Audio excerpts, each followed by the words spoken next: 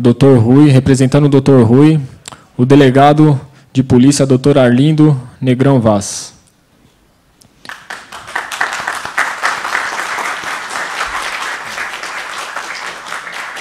Gostaria de convidar também, representando o comandante-geral da Polícia Militar do Estado de São Paulo, que é o Coronel Salles, representando ele, a Coronel da Polícia Militar, Mônica Dias Ferreira.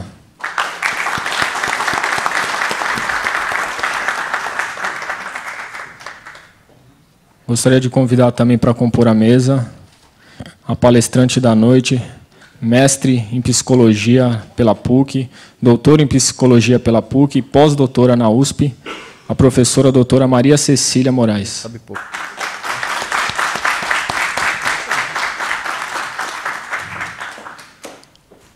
O anfitrião da noite já se encontra na mesa, né? Nosso deputado estadual, delegado Bruno Lima. Passo a palavra a ele para dar as boas-vindas e dar a abertura oficial ao evento.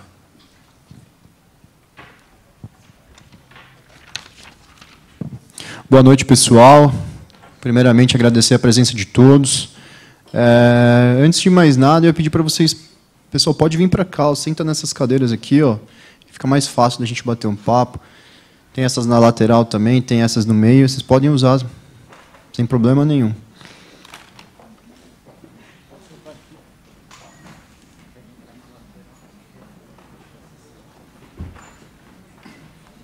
Isso, fica mais bonito agora.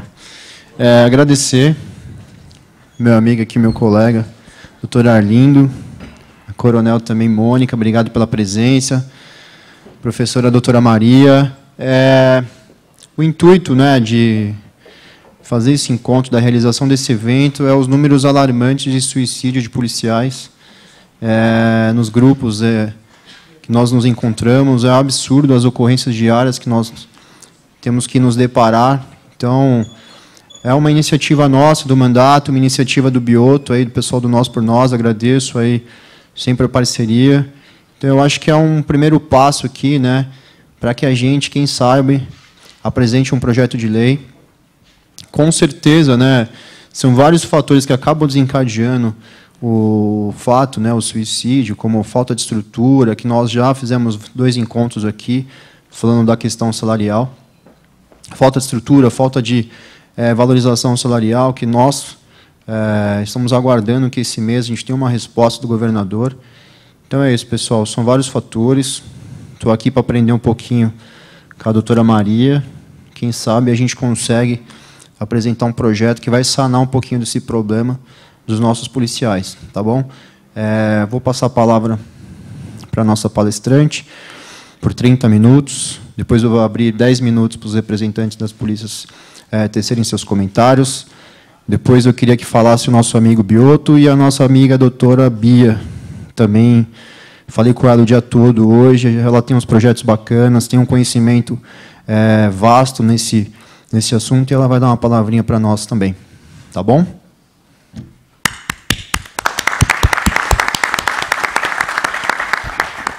Tá. Eu gostaria de chamar a doutora Karina para me ajudar ali a passar os slides.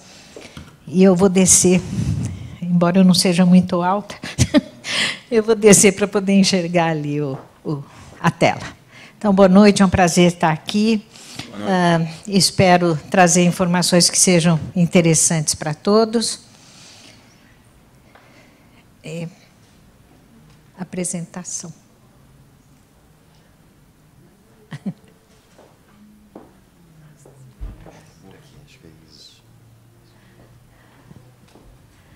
Então, tá aí, eu preparei, né, uma pequena palestra, né, de 30 minutos para falar dessa questão do suicídio entre policiais. Então, eu trouxe um pouco aqui esses números, né, que foram publicados na revista Exame e que estão trazendo, né, os dados mais recentes a respeito desse problema, né? O que a reportagem traz, então, é que o suicídio mata mais policiais do que os próprios confrontos que ocorrem durante o trabalho, né? Então, em 2018, a gente teve um número de 343 policiais civis e militares assassinados. 75% desses casos ocorreram quando eles estavam fora do serviço e não durante as operações de combate à criminalidade. A violência que os policiais estão permanentemente expostos tem trazido, né, efeitos psicológicos graves, e em 2018, 104 policiais cometeram suicídio, número maior do que o de policiais mortos durante o horário de trabalho, que foram 87 casos, em confronto com o crime. Então, as estatísticas revelam, né, que entre 2010 e 2012, então, um grupo de psicólogos da Polícia Militar, com pesquisadores no grupo do Rio de Janeiro, fez uma pesquisa bem grande para investigar a questão através de uma pesquisa com policiais militares, né? E entre as conclusões, um dado que ficou muito impressionante foi que os PMs têm 4 vezes mais chance de cometer suicídio do que a população civil. Em todas as regiões do país, que conta com cerca de 425 mil policiais militares, são altas as taxas de suicídio e de transtornos mentais. Em São Paulo, né, que é o estado com maior efetivo de policiais do país, 93.799 agentes, 120 policiais militares cometeram suicídio entre 2012 e 2017. E a taxa de suicídios entre policiais civis é 6 vezes maior do que a taxa dos mortos em serviço, 5 a cada 100 mil. Então, aqui a gente tem, né, um gráfico, né, do suicídio de PMs por estado, e a gente vê que São Paulo, que é o primeiro, ele estoura, né? A proporção é muito significativa. Uns 182 casos ali. E PMs afastados por transtornos mentais, por estado, Pernambuco, né, é o mais significativo, com 5.625, seguido de São Paulo, por 4.115. Os demais estados não constam aí porque as informações não estão disponíveis. Tá? Não existe a informação. Então, a gente só tem desses 5 estados e a gente vê que os números são alarmantes, né? Então, o que faz, né, com que seja tão alta essa taxa de suicídio, né? Então, aqui eu levantei alguns fatores que contribuem para isso que a gente chama de ideação suicida, que é o pensar sobre o suicídio, né? Então, existem vários fatores, né? O primeiro deles seria o risco inerente à própria profissão, que vai levar, então, ao estresse ocupacional, né? Isso seria próprio de todos os policiais. A baixa remuneração, que traz o estresse pessoal, que traz frustração. Exposição constante à violência, que traz o estresse psicológico. Escasso reconhecimento por parte da sociedade, que traz um estresse social. E, muitas vezes, hostilidade por parte da mídia, que provoca um estresse generalizado, né? Os agravantes dessa situação, que é uma situação estressora de modo geral e em todos os níveis, né, pessoal, social, familiar, etc., é que assim, é um problema muito sério sobre o qual não se fala, né, e existe o acesso muito fácil à arma. Então, às vezes, o policial ele tem aquele momento de desespero e a arma está lá. Então, isso facilita muito, isso favorece muito que o ato suicida ocorra. Bom, entre as questões associadas à ocupação, né, do policial, alguns pesquisadores fizeram estudos, um deles é um doutorando da USP, que é Adilson Paes de Souza, que é um coronel reformado, e ele destaca a inadequação da formação policial para lidar com a pressão da violência cotidiana. Ele destaca, né, que o treinamento é muito exigente, desde a entrada na corporação, prolonga-se num cotidiano de rigidez hierárquica e, muitas vezes, de intimidação, o que é agravado por estresse, pelo medo, pela angústia inerentes à própria profissão. E que são sempre vividos na solidão, porque o policial não fala sobre isso, não fala sobre este sofrimento pelo qual ele passa. O coronel também destaca o alto estresse ocupacional, o fácil acesso à arma e, principalmente, uma dificuldade de pedir ajuda, né? Por quê? Porque há uma certa ideia, um certo treinamento de que não se deve falar sobre as próprias dores, não se deve falar sobre o próprio sofrimento, né? E que também a própria visão da corporação diante do adoecimento também pode ser uma visão negativa. Então, se o policial fala, eu estou angustiado, eu estou com depressão, isso pode ser visto como sinal de fraqueza dentro da própria corporação. Bom, aí eu trouxe assim, algumas falas, né, sobre o suicídio. Por que as pessoas se matam, né? Então, primeiro, tem aqui o Kiel Schneidman, que é esse psicólogo, fala sobre o suicídio como fruto de uma dor psicológica, né, uma dor pessoal. Então, o que é que o Schneidman fala? Ele diz que o suicídio, então, ele vai derivar principalmente de uma dor psicológica que pode se manifestar de diferentes maneiras, né? Como desesperança, despertencimento, tristeza, solidão, entre outros estados emocionais. E a dor psicológica ela pode ser compreendida como um fator preponderante para alguém considerar o encerramento da própria vida. Eu estou sofrendo tanto, eu estou sentindo tanta dor, que eu prefiro morrer do que continuar sofrendo, né? Então, para muitos, né, diante dessa dor psicológica, o indivíduo acredita que a morte seria a melhor solução. Então, o suicídio, né, na visão desse autor, ele vai implicar, então, numa ideia da morte que vai surgir da combinação do desejo de morrer com a ação, né? E, como eu falei, ter a arma ali disponível vai facilitar que a ação se consuma. Aí agora a gente tem a visão de um filósofo, né, o Albert Camus, que é um filósofo argelino, que ele diz que só existe um problema realmente filosófico sério, que é o suicídio. A filosofia só tem que discutir isto, por que as pessoas se matam, né? E ele acredita que responder à questão se a vida vale a pena ou não ser vivida, né, é que seria a questão fundamental da filosofia. E que o suicídio seria uma resposta possível diante do próprio absurdo do mundo. Então, o que é que ele diz? A vida é absurda e eu posso achar que ela é tão absurda que eu prefiro não vivê-la. Eu prefiro me retirar dela, né? Então, o que ele diz é que o mundo em que nós existimos é estranho, ele é hostil e ele é de difícil compreensão.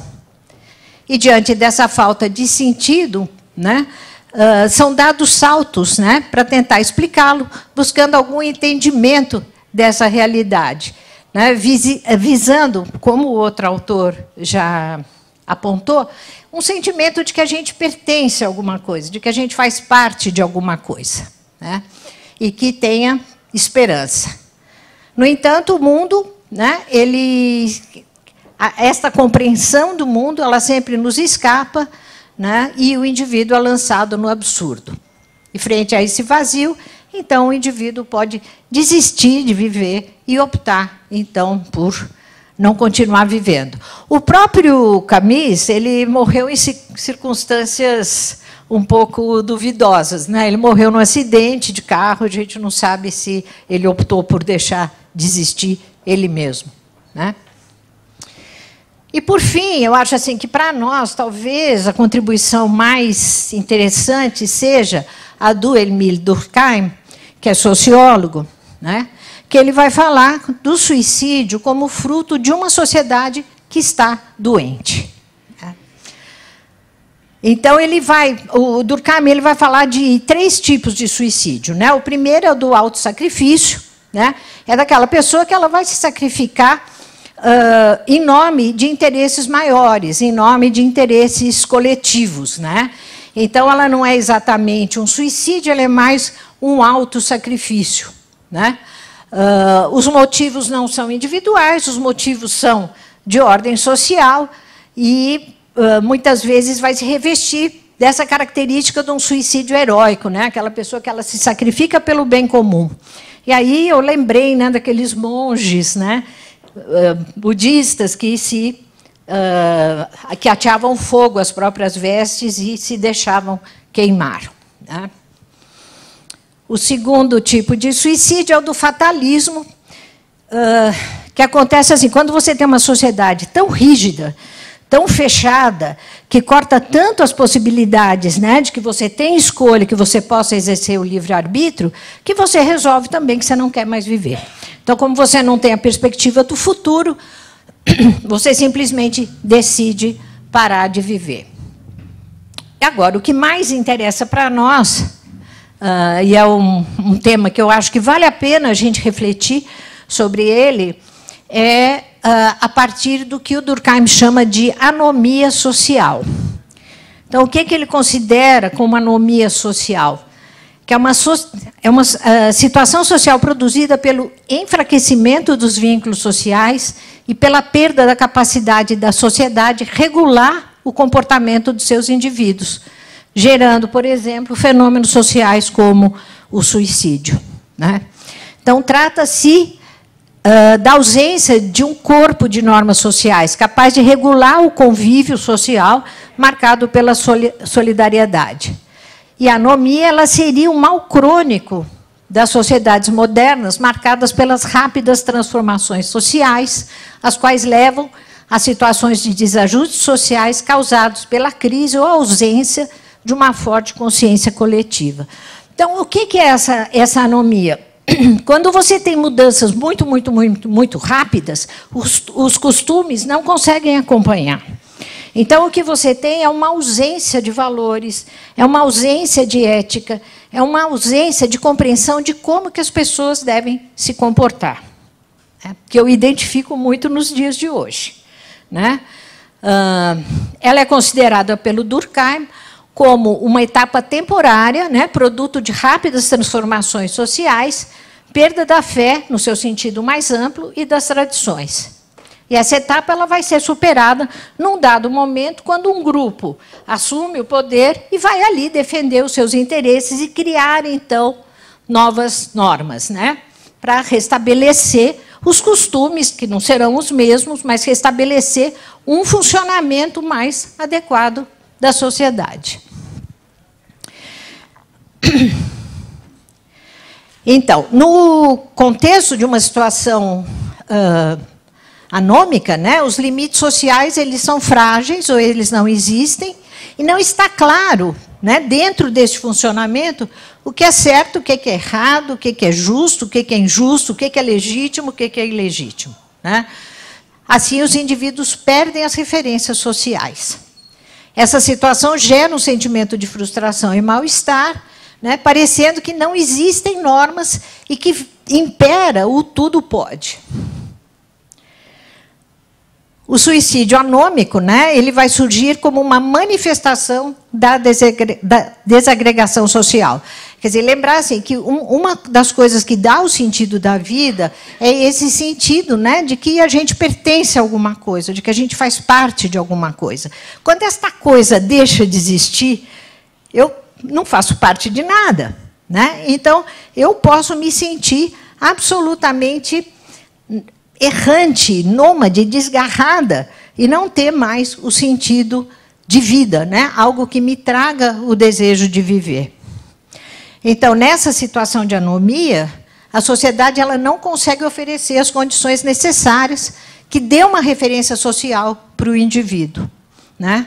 E ela vai, então, resultar em sentimentos de desamparo, de incerteza, a sensação de que a sociedade está desorganizada, né, o que vai ocorrer em determinados momentos de desequilíbrio econômico, social, etc. E aí, né, eu fico pensando como que isso impacta aqueles que defendem a lei.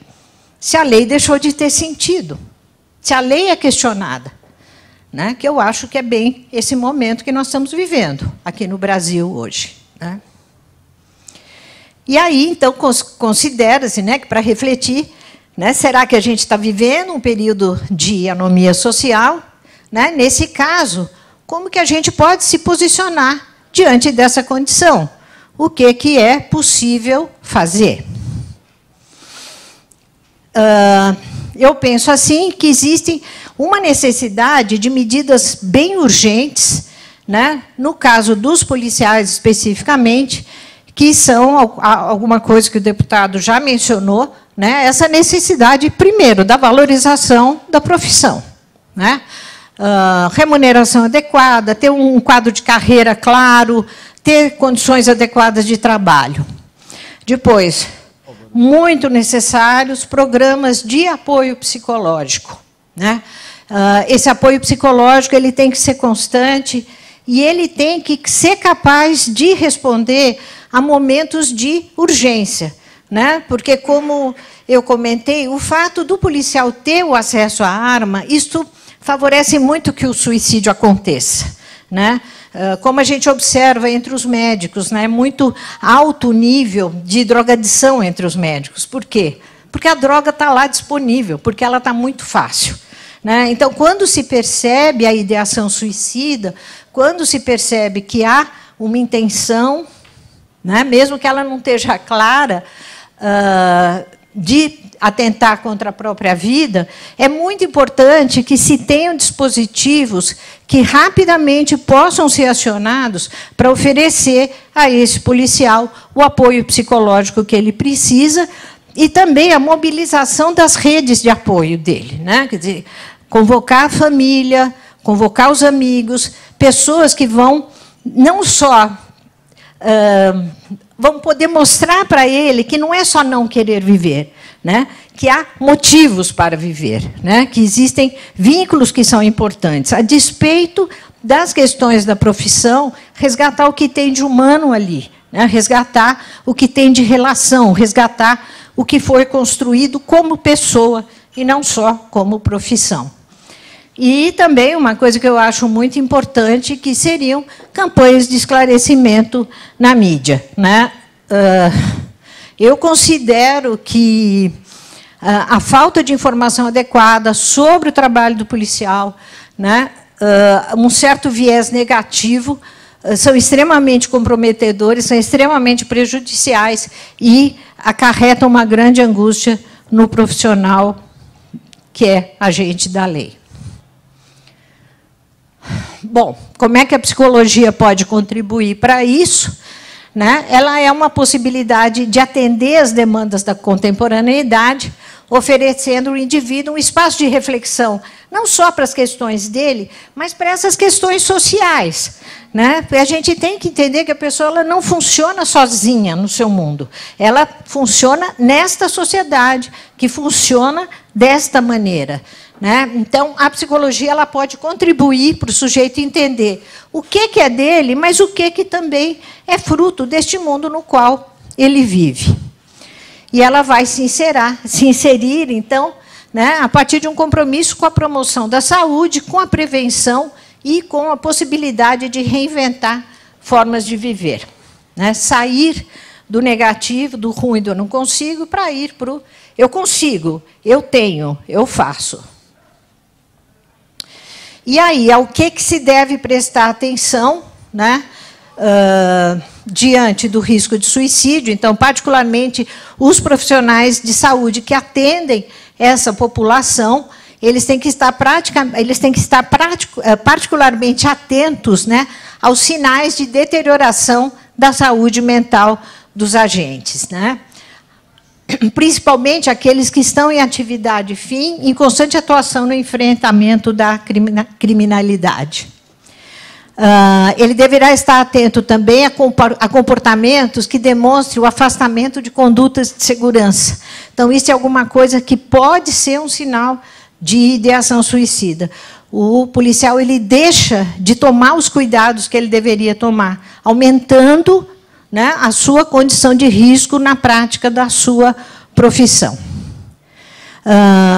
Também, caso se suspeite, né, de ideação suicida, da intenção de se matar, é importante afastá-lo da arma de fogo, porque este é o principal fator que permite, né, este consumo, que seja consumado o ato suicida, né? E, como eu falei, a importância de se entrar em contato com a rede social desse profissional, né? Que se fale com a família, que se fale com os amigos, para que ele possa se sentir amparado diante da crise. Muito obrigada. Agora eu estou à disposição para perguntas, se alguém quiser perguntar alguma coisa. Deu meia hora. Sim, por favor. Gostaria de perguntar para a senhora, ele disse que o policial, quando ele assume a carreira, ele faz um juramento de dar a vida para terceiros em ocorrência.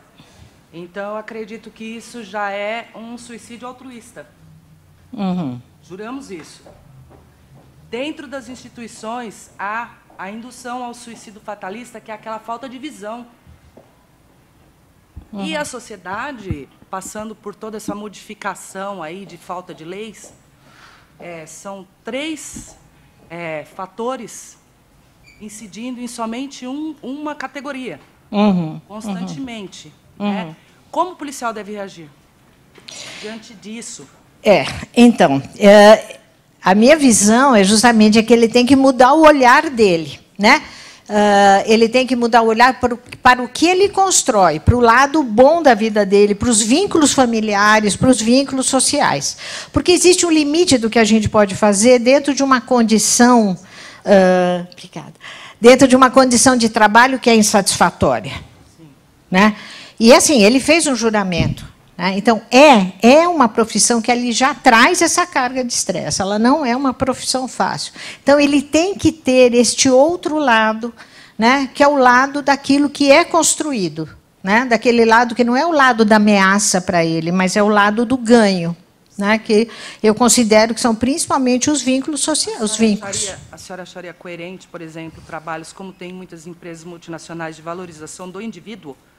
Dentro das empresas, eu acho que sim. Palestras constantes. Sim, eu acho que esse é um cuidado que tem que se ter. Eu pergunto porque eu tive policiais, amigos meus, que faleceram. E outros criaram essa situação de descuido para serem executados. Eu vejo que foi por um fio que não foram salvos. Faltou um investimento do Estado nesse sentido e valorização do ser humano. Com certeza. E o fato de desarmar o policial com a quantidade de homicídios que existem em cima de policiais, nós policiais sabendo que a nossa cabeça vale um prêmio, eu acho que seria mais indutor ainda ao suicídio. Aí a questão do desarmar seria no momento de crise. Né? O policial que ele vai estar afastado, que ele vai estar em depressão, não é interessante ele ter uma arma perto dele, não é desarmar. A senhora, como psicóloga, acredita que o policial que quer se matar, se for desarmado, não se mata? Ele pode sempre se matar, ele pode. É questão de tentar não facilitar. Porque o que a gente observa, né, e isso não só entre policiais, mas entre suicidas também de outros tipos, é que muitas vezes o suicídio ele vem no impulso. Ele vem naquele momento de desespero. Então, se você tiver... Não precisa ser uma arma, pode ser um veneno, pode ser morar alto no edifício. São condições que favorecem. Não tem como a gente controlar tudo. Não tem. Né? Mas o fato é assim, que ter uma arma ali é algo que facilita. O desarmamento, a senhora não entende que seria um fator de desespero para o policial? Eu acho que depende da condição em que esse desarmamento é feito. Eu acho que se é um policial deprimido com ideação suicida, não é adequado ele ter uma arma perto dele. Eu acho que isso vai aumentar a probabilidade de que ele se mate. É uma tentativa de dificultar. Mas, como você fala, se ele quiser mesmo, não é isso que vai impedir. Sim, senhora. Né? Mas eu concordo assim, totalmente com você que uma política de valorização do indivíduo, né, de trabalhar essas questões pela própria corporação, isso seria uma medida fundamental para impedir, né, que houvesse tanta depressão e tanta angústia dentro desses profissionais. Agora, essa questão do suicídio hoje, ela é também uma epidemia social, né? A gente tem observado muito suicídio entre jovens, entre idosos, principalmente idosos que estão cuidando de família, que já não deveriam, que são outras condições, é claro. Seria a anomia, né? Que seria a anomia, né? Justamente, você tem uma sociedade que ela não está dando para essas pessoas as referências que elas precisam. Daí a importância disso que você está falando. Então, vamos fazer com que a própria corporação dê isso que a sociedade não está dando. Tá ok. Muito obrigada. Nada. Mais alguma questão? Não? Posso fazer uma? Sim. A senhora falou de diferenças estatísticas de algumas localidades geográficas, de alguns estados. A senhora tem informação se isso está diretamente atrelado a algum programa nesses estados, algumas ações? Ou... Não tenho essa informação, mesmo porque essas informações elas são incompletas, viu? Agora que está se começando a fazer esse levantamento. Normalmente, a ponte que se faz é com o grau de violência da região. Tá? Mas as informações elas são muito precárias ainda, para a gente conseguir afirmar mesmo. Mas, sem dúvida, que um programa ajudaria. Né? Eu acho assim, alguma coisa tem que ser feita. Né? Como que a gente pode prevenir? Né? Então, eu acho que até, como esse é um tema que agora que está sendo ventilado, né, seria muito interessante que se fizessem estudos mais específicos mesmo, para conseguir identificar isso que você está perguntando, quais medidas preventivas realmente fazem efeito? Porque a gente não sabe. A gente não sabe, a gente imagina. Né? E eu, particularmente, eu acho que é isso, a gente tem que dar aquilo que a sociedade não está dando. Então, vamos dar as referências, vamos dar o apoio, né? Vamos trazer, né, o respeito pela própria profissão e o orgulho de ter a própria profissão, que eu acho que é algo que, na sociedade em geral, está sendo muito pouco valorizado. Né? Mas exatamente quais seriam essas medidas, eu acho que tem que ser pesquisado, tem que ser estudado. E acho que, inclusive, varia de lugar para lugar. Eu acho que, para o policial do Amazonas, deve ser diferente do de São Paulo. Né? Mas faltam informações. Tá? Eu agora. Posso? Pode, claro. Saindo um pouquinho dessa falta de estrutura, que eu fico sempre batendo nessa tecla, que o policial ele é obrigado a trabalhar por ele mais uns 5 policiais. A senhora entende que, diminuindo essa carga de trabalho, colocando o policial para frequentar a cultura, o lazer, porque o policial civil hoje ele vive para o trabalho, tanto o policial civil quanto o militar também, ele vive para trabalhar. Então, a realidade dele é plantão, se ele não está no plantão, ele tem que correr atrás de um dinheiro para complementar a renda. E a senhora acha que, se ele tivesse essa carga de trabalho diminuída, um lazer, alguns projetos, né, que a gente não está acreditando no aumento 100%, mas pelo menos que valorizasse o salário do policial, acesso livre a cinema, acesso livre à cultura, lazer, esporte. O que a senhora acha que poderia influenciar nesse elevado índice de suicídio? Então, eu acho bem interessante a sua pergunta, e a questão é essa, são vários fatores. Né? A gente não pode dizer é só isso, né? É só o estresse, é só a violência, é só a sobrecarga de trabalho. Mas, sem dúvida, assim, oferecer condições de trabalho favoráveis, com equipamentos bons, com uma carga de trabalho que não seja exaustiva, né? Com possibilidade de lazer, de cultura, tudo isso é, inclusive, uma valorização do profissional. Porque eu acho que é isso que falta. Valorizar o profissional e mostrar para ele que ele está sendo valorizado, não só pelo salário, como pela carga horária adequada, como pela possibilidade dele, enfim, ter aí momentos de prazer, de lazer, e não ficar simplesmente só no trabalho, só no trabalho. Eu vou só contar um episódio para a senhora, que o pessoal da minha equipe que eu já falei, eu acho que 15 dias atrás eu estava em Sertãozinho. E aí eu perguntei eu sempre visito as delegacias, aí perguntei para um policial que estava no plantão, falei assim, onde tem um lugar bom para almoçar? Ele, peraí que eu vou levar o doutor lá. Montou na viatura, fui me levar. Aí eu vi um rapaz no sol transpirando, todo vermelho. Aí ele viu que era eu, né, que estava com o carro e tal.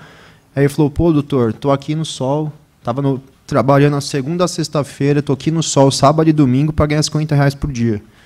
Então, não tem como você querer que esse cara tenha uma vida saudável, escrivão de polícia.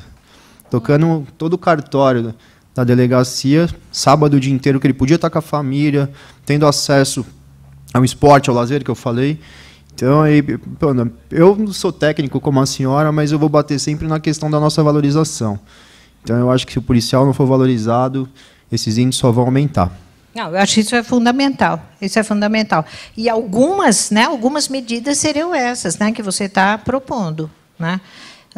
E realmente assim, o excesso de carga de trabalho ele é desumano mesmo. Ele é desumano. Isso torna o indivíduo muito vulnerável psicologicamente, porque ele fica fisicamente desgastado, né? Então, o psicológico também não vai funcionar. né? Tá bom. E isso, assim, ele perceber que ele é reconhecido, né? Porque eu acho que tem aquilo que a gente estava um pouco conversando, tem assim, a satisfação de você saber que você fez um bom trabalho, que você fez direito, né? Isso é bom para você. Mas é bom você ter esse reconhecimento externo também. E eu acho que hoje em dia a gente tem um problema que não é que não há o reconhecimento, há, inclusive, uma hostilidade mesmo, né? E isso é muito negativo, isso é muito prejudicial, né? Muito obrigado.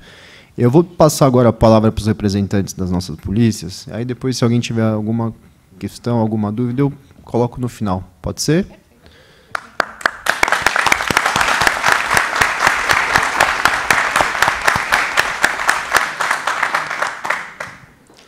passar a palavra para a Coronel Mônica agora. Obrigada, boa noite a todos. Agradeço a possibilidade de estar aqui em nome do deputado, né? Eu agradeço a todos. Eu sou Coronel Mônica, diretora de pessoal. Sob minha direção, eu tenho o Centro de Atenção Psicossocial da Polícia Militar. Nós temos 120 psicólogos na Polícia Militar que cuidam do atendimento psicológico dos policiais militares e temos também 8 assistentes sociais. Esses policiais militares que são policiais militares, praças e oficiais formados em psicologia que fizeram a faculdade e emprestam, né, a sua formação para submeter os policiais militares que tiveram algum incidente traumático, passaram por alguma ocorrência e estão em sofrimento emocional e submetem esses policiais a teste de estresse e, se necessário for, a terapia e também aos nossos programas de prevenção. Nós temos programas de prevenção ao suicídio e temos programas também de prevenção a transtornos pós-traumáticos. A gente sabe que as carreiras policiais, assim como carreiras de médicos, enfermeiros, são as que mais são as que sofrem os TEPTs, né, transtornos pós-traumáticos. Dessa forma, é como a polícia faz frente a essa situação que a senhora bem apresentou. Então, desde 2002, nós temos o Sistema de Saúde Mental na Polícia Militar, oferecemos aos policiais militares programas de prevenção, palestras de prevenção. Todos os policiais que se envolvem em ocorrências críticas, submetemos a esses testes de estresse. Eles podem passar pelos programas de prevenção, passar por terapias, né, sessões de terapias. Quem tem ideação suicida, não só ideação, mas os tentantes também, né, os que tentaram suicídio de alguma forma também passam pelos programas de prevenção ao suicídio. Mas nós tivemos, em 2018, 35 casos de suicídio entre ativos e inativos. Esse ano já foram 22 casos. Nós conseguimos uma diminuição. E nós estamos fazendo esse enfrentamento. A gente tem incentivado na nossa carreira, nos nossos círculos, a rede de apoio entre pares. O que é isso? A gente procura, por meio de palestras de prevenção, fazer com que os policiais militares eles reconheçam no próximo os sintomas de sofrimento emocional e procurem dar o primeiro atendimento, o primeiro encaminhamento, porque a gente sabe que são aqueles primeiros momentos de desespero e que podem prevenir o suicídio, porque 90% dos casos são preveníveis. Porque a gente entende que o nosso efetivo ele é bem selecionado. Nós não temos tantas pessoas com doença mental na instituição. Então, eles só estão com sofrimento emocional. E podem, sim, ter essa ajuda e, sim, podem ser salvos. A gente diminuindo os fatores de risco e aumentando os fatores de proteção na instituição, a gente vai ter assim, a diminuição dos índices de suicídio. Então, a gente tem, sim, incentivado parcerias com o CVV, participando desses momentos que o deputado tem proporcionado, os encontros, momentos de parceria e que a sociedade tem proporcionado, e institucionalmente também, para que a gente possa fazer frente a essa realidade que não é só da Polícia Militar, é da sociedade, e o policial é fruto dela, né? É uma realidade nossa. Então, eu agradeço a oportunidade de estar aqui.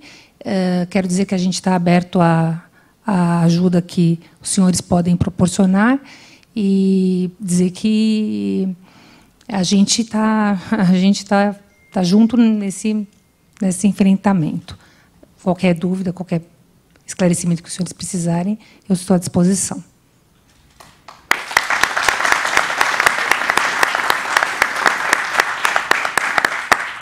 Vou passar a palavra agora para o doutor Arlindo. Obrigado, boa noite a todos e a todas, como falam por aqui na casa.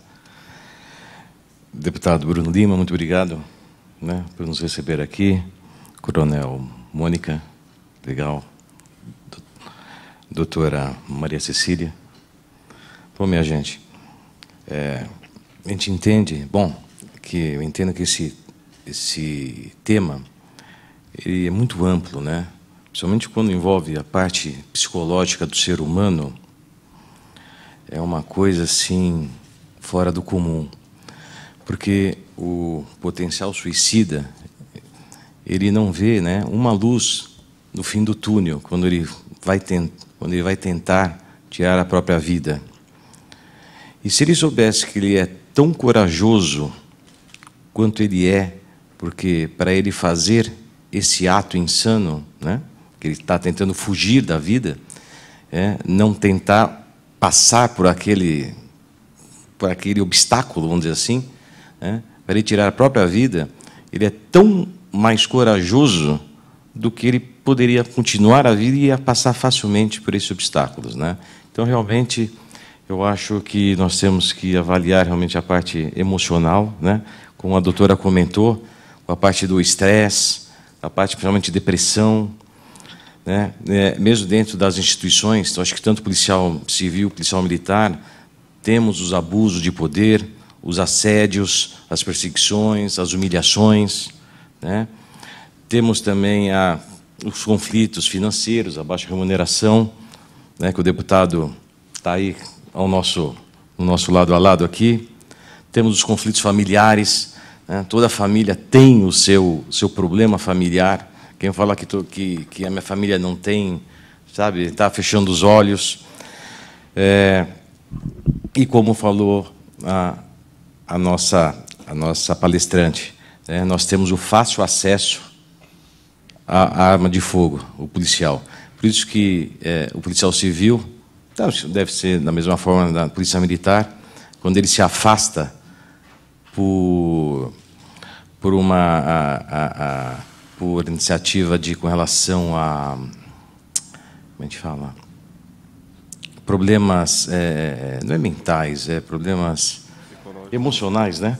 O primeiro ato que nós fazemos, né, os dirigentes, é já pegar a arma daquele funcionário, tá? E já encaminhar para o nosso departamento, né, o DAP, de planejamento. E a Academia de Polícia já criou grupos para esses grupos de estudos, para estudar esses eventos, para ver o que acontece, né? Inclusive, já fizemos seminários sobre valorização da vida, e nós temos atendimentos psicológicos, tanto na Academia de Polícia, como no próprio DAP, como na nossa Corregedoria da Polícia, né? Porque, infelizmente, esse fenômeno ele é mundial, tá? Não só de São Paulo, da Polícia Civil de São Paulo, da Polícia Militar de São Paulo, mas sim do mundo, né? Eu até me espantei quando peguei uns números hoje da ouvidoria, que a taxa de suicídio, eles consideraram apenas os policiais da ativa, né? Em civil, o policial civil em São Paulo, de 2017, foram 7 policiais civis na ativa. Em 2018, foram 10. Envolvendo policial civil e da superintendência, que somam mais ou menos 28 mil policiais, aí dá uma média, em 2 anos, 2017 e 2018, uma média de 30,3 policiais. E o gozado é o seguinte, que a taxa de suicídio na sociedade brasileira, a média é de 5,8. Então, a proporção é 4,5 vezes maior do que no país, só na Polícia Civil de São Paulo. E a taxa média de suicídio do Estado de São Paulo, entre 17 e 18, é de 5 cada 100 mil habitantes. Então, a proporção do suicídio policial é de 5 vezes mais do que a população do Estado de São Paulo. É triste. Então, eu acho que estamos no caminho certo, viu, Bruno? De estudar, para a gente avaliar o que nós temos que realmente fazer para a gente proteger, né, os nossos policiais. Tá? Muito obrigado, tá, Bruno? Obrigado, gente.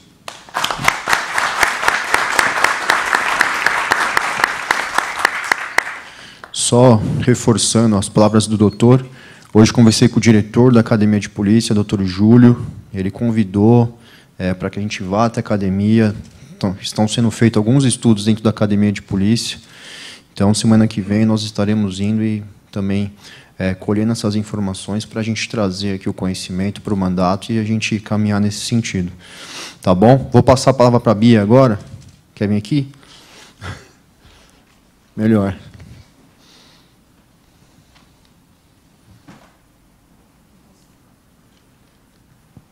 Vou falar por aqui mesmo. Boa noite a todos. Meu nome é Beatriz Pestilli, eu sou delegada de polícia, sou professora na Academia de Polícia também. Estou na Polícia Civil há 22 anos, antes eu fui investigadora de polícia, e sou formada em psicologia também. Dentro da Academia de Polícia, com muito orgulho, a minha matéria é Criminal Profiling. E, há pouco tempo, a gente teve uma reformulação no conteúdo programático e foi inserido o estudo do perfil do policial. Nessa questão do estudo do perfil do policial, a gente começou a verificar que, principalmente o policial civil, ele está sem identidade, né? Essa é uma questão que aflige muito o policial civil. Quem é o policial civil? O que eu estou fazendo aqui? Né? A gente tem muito questionamento entre todas as carreiras, não só delegados, também operacionais, né? E, além disso, a questão do adoecimento psíquico desse policial civil. Então, já foi falado aqui, nós somos constantemente expostos à fadiga, a estresse, à tensão, a cansaço, né? E tudo isso acaba acarretando no adoecimento psíquico. O adoecimento é um dos fatores que leva ao suicídio. E aí já foram falados aqui diversos índices de suicídio. A gente tem considerado pela Organização Mundial de Saúde que o índice normal, aceitável dentro da sociedade do mundo é de até 10 para cada 100 mil habitantes. Na Polícia Civil de São Paulo, nos anos de 17 e 18, a gente atingiu 30 por 100 mil habitantes. Isso é um índice inaceitável, principalmente na Polícia Civil. Juntando as duas, fazendo a média das duas polícias, civil e militar, a gente tem uma média de 20 a cada 100 mil. Ainda assim, é uma taxa extremamente elevada. E aí, é lógico, a doutora falou aqui bastante, né, sobre o que leva a tudo isso. A sociedade como um todo está adoecendo, estamos perdendo valores, estamos sem referência, né? Mas a polícia, ainda mais em razão da questão do estresse, da falta de valorização, da falta de tudo, né? É mais ainda levada para esse ato de desespero. Nesse sentido, então, o que a gente pode fazer? E isso eu abordo também na aula lá de especialização, de aperfeiçoamento. O que a gente pode fazer? Tentar, de alguma forma, melhorar a qualidade de vida do policial. Então, o que o Bruno falou aqui, mas se a gente possibilitasse acesso à cultura, ao lazer, isso ajuda muito, ajuda mesmo. Além disso, reforçar os vínculos familiares e sociais, que foi o que a doutora também falou. Isso é necessário. Mais do que isso, e isso eu menciono nas aulas, mudar o pensamento. Tem que mudar a forma de analisar, de enxergar o mundo. E, com relação a isso, eu já até falei com o nosso colega Bioto, o movimento que ele criou, né, o grupo Nós por Nós, revolucionou de uma forma assim, que eu nunca tinha visto na polícia nesses 22 anos em que eu estou aqui. O Nós por Nós tem mudado a cabeça de muitos colegas na forma como vê a instituição. Então, assim, lógico, tem que brigar, tem que pedir melhoria salarial, melhoria de condição, de ambiente de trabalho, de viatura, de armamento, tem. Mas tem que mudar o jeito como você se posiciona frente ao que você tem. Porque, como a colega falou, a gente escolheu, né? Escolhemos estar aqui, fizemos o juramento. Estamos aqui. A realidade que a gente tem é essa. Como a gente encara essa realidade? O que a gente faz com ela? Então, foi falado já, é multicausal. Não tem como a gente achar que é simples a resolução, não é simples. Mas existem várias formas de atuar frente ao problema. Eu acho que uma delas, e a primeira, é falar sobre. Então, o Bruno está de parabéns com essa iniciativa. Tem que falar sobre. A segunda forma é mudar o tipo de pensamento, e aí o Bioto vem nessa esteira, de o próprio policial se olhar de outra forma, se autovalorizar.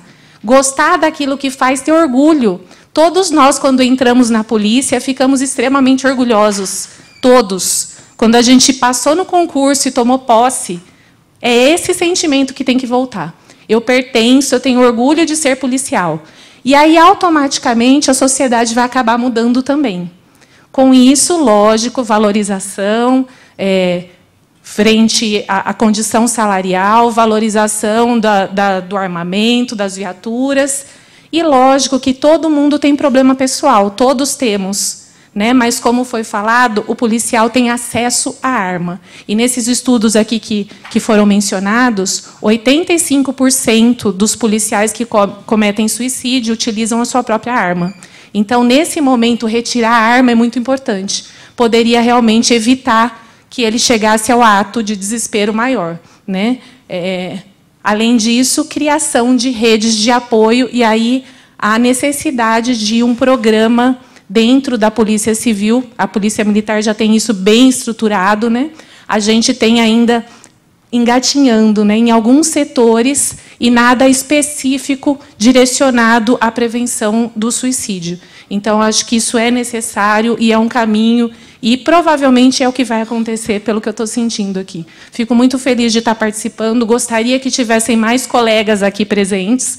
Eu acho que é um tema extremamente importante, mas que bom que aqui estão esses colegas e que estão interessados. Obrigada, e também me coloco à disposição.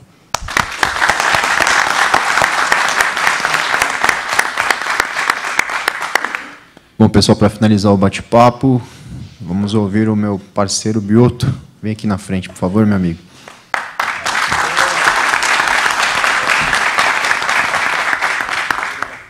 Primeiramente, agradecer a todos os pares por estar aqui presente. Obrigado, professora, dona Mônica, doutora Arlindo, doutora Beatriz. Muito obrigado pelo espaço, delegado Bruno. Só tenho que falar, eu sou uma pessoa simples, não tenho conhecimentos, por isso que eu pedi para que todos viessem aqui. Colegas, nós somos dogmáticos em acreditar em algumas coisas, cultural. Temos que aprender a respeitar os nossos pares, ouvir os nossos pares. Uma simples brincadeira, você faz com que o colega se suicide. Ele não tem coragem, isso é o senso comum, tá? É de quem está trabalhando dia a dia na rua. Se muitas vezes até a gente fala assim, ó, vai tirar a arma do policial. Cara, a mesma coisa se você fala assim, eu vou tirar o seu carro, a sua camisa. Então você tem que saber abordar essa situação. Por quê? Porque o colega vai tirar um sarro dele. Poxa, você é amarelão. Sabe? Então ele não tem coragem de falar, ele não tem coragem de vir numa reunião hoje. Eu tenho certeza que amanhã nossos grupos todos vão pedir desculpa e vão arrumar as suas desculpas esfarrapadas, mas com o quê? Com medo de estar aqui, de ser taxado por qualquer um de nós. Hoje estamos aqui presentes, amanhã eu não sei, pode ser eu estar gritando, pedindo socorro. Assim eu faço nas minhas academias de judô. Os meus atletas, todos têm depressão até por perder uma luta. Ele acha que ele vai ser diferenciado pelo lado ruim.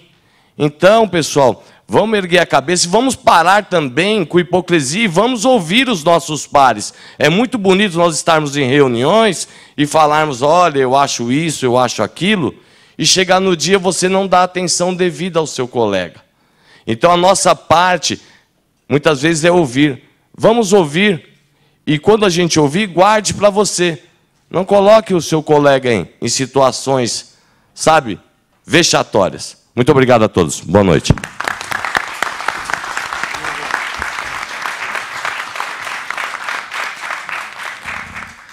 Pessoal, mais alguém tem alguma colocação, alguma pergunta? Pois não.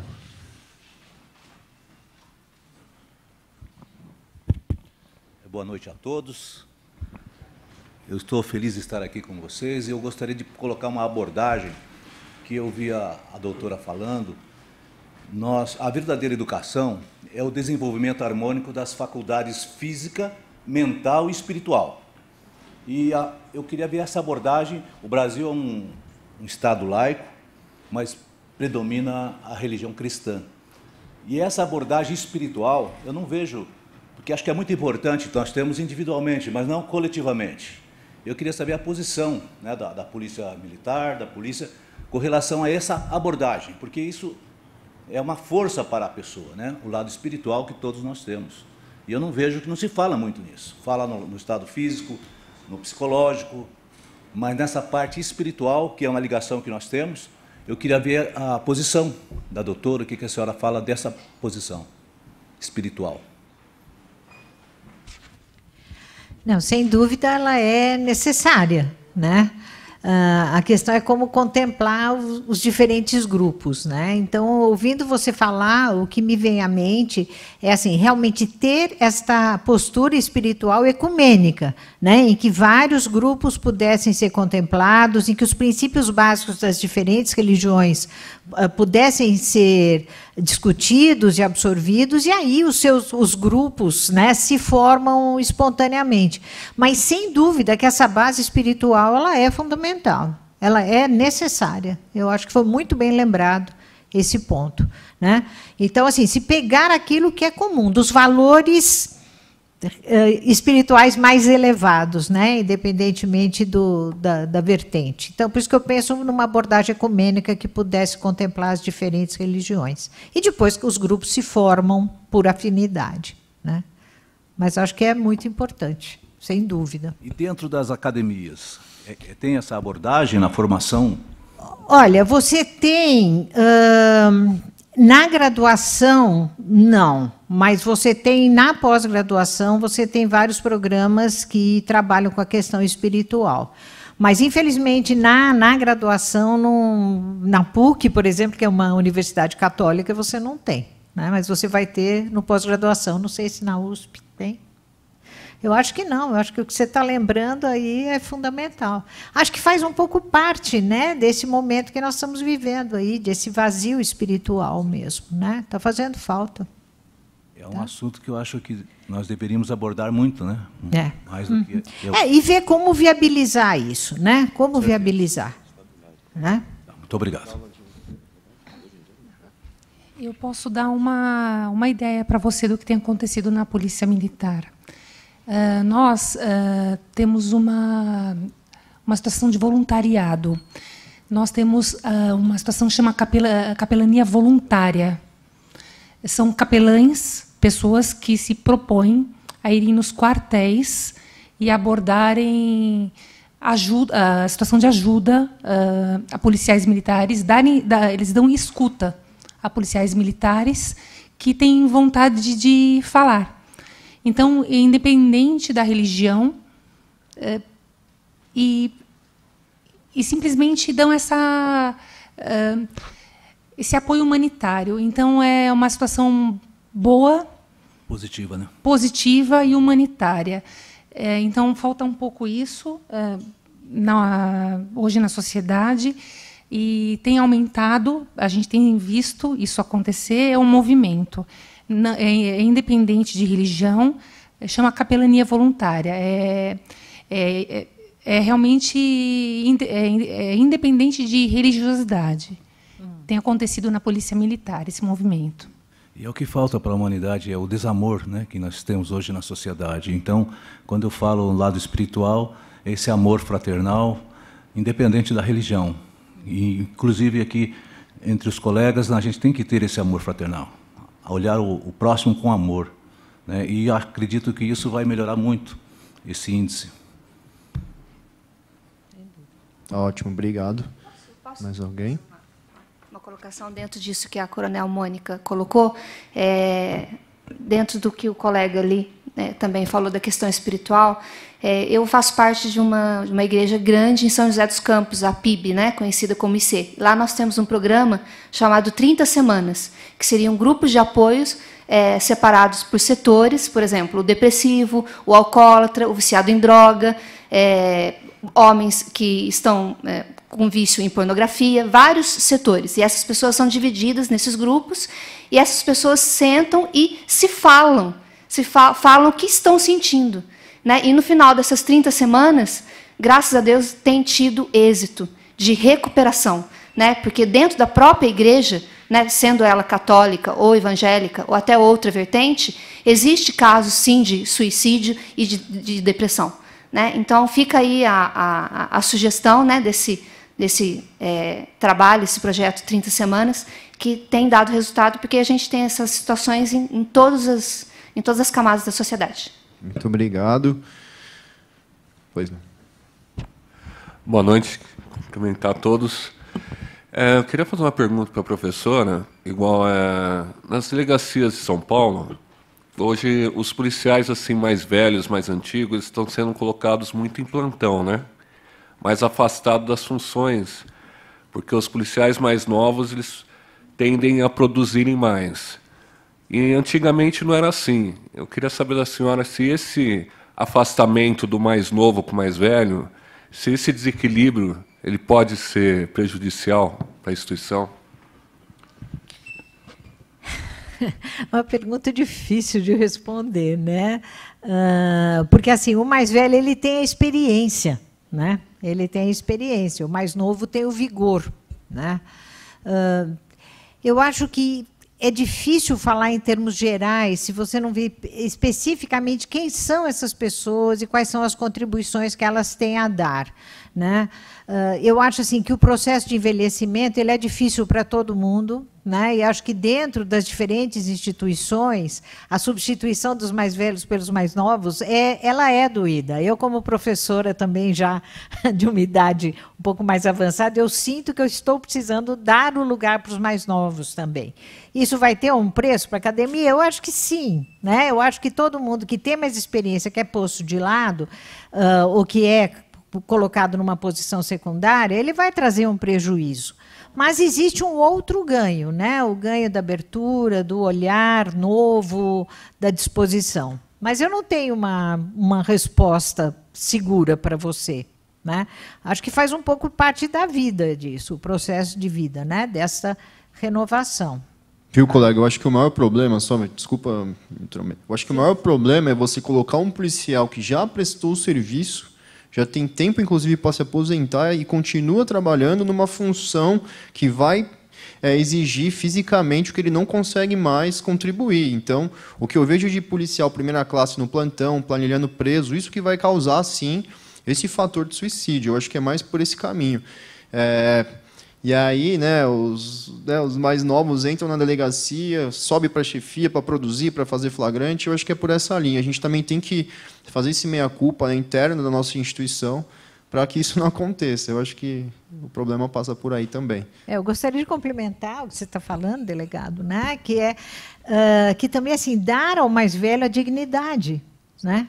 Aí a gente entra com a questão da aposentadoria, enfim, como é que ele pode ter uma vida digna sendo mais velho, né? E não simplesmente deixado de lado e abandonado, né? Então, no fim, a gente cai no mesmo problema, né?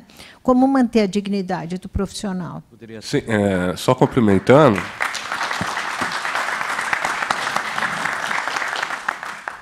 Complementando como a doutora disse, a delegada, falou que se hoje os policiais estão com falta de identidade, né? Quem eu sou, o que eu estou fazendo aqui, eu acho que é aí que entraria o papel do mais experiente, do mais velho, e dar esse equilíbrio, trazer essa experiência e não ser deixado de lado como incapaz. Eu vejo policiais que fizeram muito experientes, fizeram bons trabalhos hoje nos plantões, policiais só porque estão com 60 anos, 60, que tem muito para dar ainda e de experiência e colaborar com os mais novos. É esse equilíbrio que eu acho que poderia ser usado até na questão da identidade para os policiais mais novos que está faltando, né?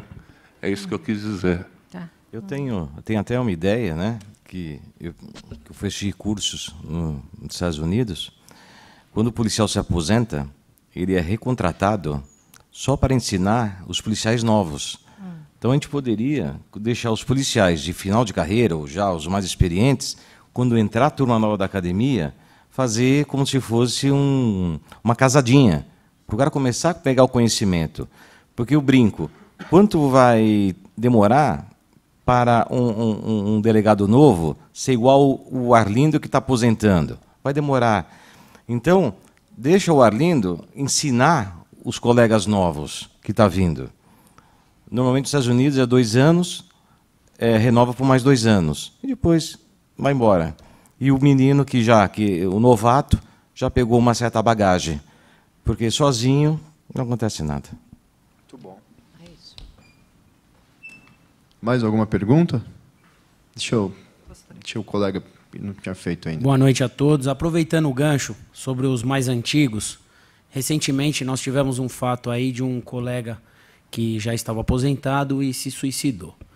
Diante disso, eu gostaria de saber se existe algum projeto dentro da Polícia Militar, tanto quanto Polícia Civil, para trabalhar o psicológico desses policiais que por 30 anos vivem para a instituição, fazem aquilo e não tem uma outra profissão, não tem uma vida, ele vive para a polícia. Então, assim, quando isso é tirado dele, né, de repente, ele acaba ficando perdido, ele não sabe o que fazer.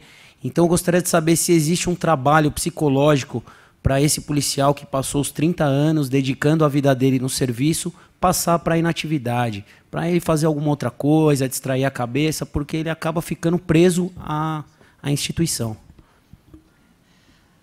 A Polícia Militar tem o PROCEM, é um programa que o policial militar, o último ano dele, por 12 meses, ele vai se preparando para a inatividade. Então, é para mudar a chave.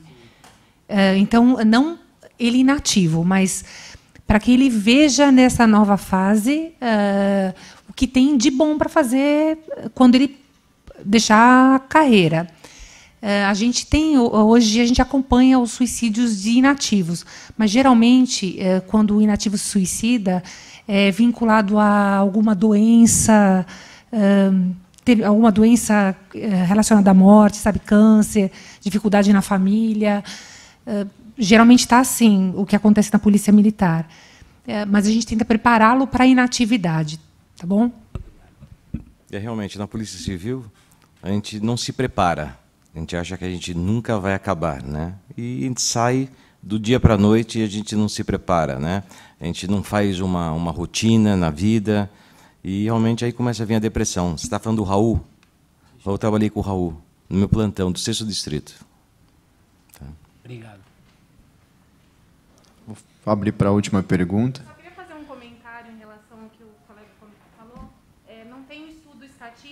mas é extremamente grande o número de policiais homens que, ao se aposentarem, acabam morrendo, vindo a óbito, por diversas causas.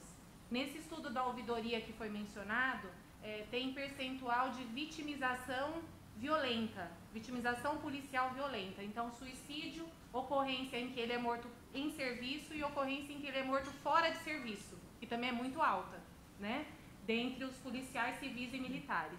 Mas a gente também tem uma grande quantidade de policiais que se aposentam e morrem na sequência. Isso você deve saber, todos nós conhecemos, né? Provavelmente por depressão. E aí a grande questão é essa, a falta de identidade de outros papéis na sociedade, principalmente do homem policial. A mulher tem o papel de mãe, de mulher, de companheira, ela assume outros papéis sociais. O homem, ele se assume somente como policial. E aí, quando ele deixa de ser policial, ele perde a razão. E aí, normalmente, vem a doença e a morte, né? Então, isso é muito interessante e, realmente, a Polícia Civil não tem esse trabalho como a Polícia Militar tem. Eu acho que é necessário, sim. Doutora, a senhora acha que, por exemplo, essa incidência de óbito em sequência após a aposentadoria tem a ver com a idade? Uma aposentadoria mais jovem daria uma perspectiva melhor de sobrevida? Não tenho dados estatísticos, acredita mas me que parece sim? que é uma lógica, né? Porque... Se você obriga a pessoa, a gente está com uma questão aqui na reforma previdenciária muito forte, né? Uma discussão também na nossa realidade policial. Quando você obriga o policial a ficar na instituição até 75, 70, 65, para ele sair com um salário um pouco menos ruim, você faz com que ele não consiga fazer outras coisas, né? Sim, sim. Então, está vinculado, sim. É uma discussão que tem que vir Deveria junto. haver, então, uma aposentadoria mais jovem para policial. Com certeza, porque é um trabalho de risco, né? De risco. É um Exige estudo mais científico de isso. do físico, do psicológico. A pessoa tem que ter a condição de se reerguer, né? Porque se ela já não tem mais nada a perder, então é dali para o caixão que pensam. Né? Até 5 anos morre. Bom, pessoal, agradeço. Sexta-feira, a presença de todos. Vou passar a palavra aqui para o Diego, meu chefe de gabinete, para fazer os agradecimentos finais. Tá bom? Na verdade, deputado, a solicitação do FU, né, agente policial, ele gostaria de entregar uma singela homenagem à Vossa Senhoria aí, pela proposição da atividade de hoje aí, pela importância que a atividade tem nas carreiras policiais.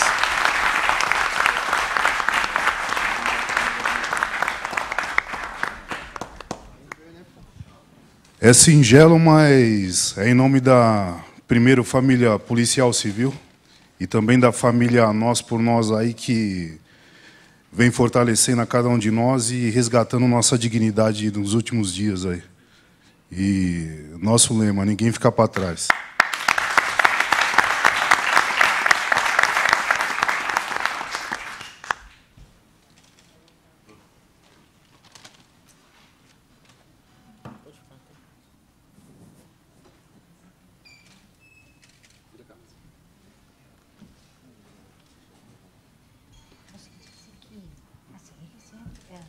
Pessoal, então é isso. Muito obrigado a todos, tá?